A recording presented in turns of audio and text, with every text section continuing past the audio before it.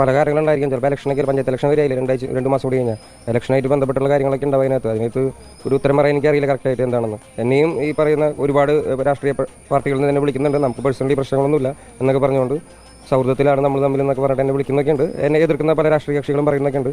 എന്താണെന്ന് വെച്ചാൽ കാണാം. പുറമേയുള്ള പൊളിറ്റിക്സ് ശ്രദ്ധിക്കാറുണ്ടെന്ന് വെച്ചാൽ മനസ്സിലായില്ല. പിന്നെ ഞാൻ ആരൊക്കെയാണെന്ന് ഞാൻ ശ്രദ്ധിച്ച് വെക്കാറുണ്ട്, അത്ര തന്നെ. വേറെ ഇല്ല. സോഷ്യൽ മീഡിയ അങ്ങനെ ഉപയോഗിക്കുന്ന ഒരാളല്ല ഞാനിപ്പോൾ വീട്ടിലിരിക്കുന്ന കാര്യം പ്രത്യേകിച്ച്. കാരണം ഇപ്പോഴാണ് ഒന്ന് സമാധാനമായിട്ട് വീട്ടിലിരിക്കാൻ പറ്റുന്നത്. ഞാനൊരു കുറച്ച് ദിവസങ്ങളായിട്ട് കിടന്ന് ഓടാൻ തുടങ്ങിയ ഓട്ടമാണ്. ഇപ്പോൾ ഒരു 2-3 ആഴ്ചയായിട്ട് വീട്ടിൽ സമാധാനത്തിലാണ് ഇരിക്കുന്നത്. ഉണ്ട്, ഒരുപാട് ഷോസിനെയൊക്കെ ബാധിച്ചിട്ടുണ്ട്. അത് പിന്നെ നമുക്കൊന്നും ചെയ്യാൻ പറ്റുമല്ലോ, ഇതിൻ്റെ ഭാഗമാണ് അത്.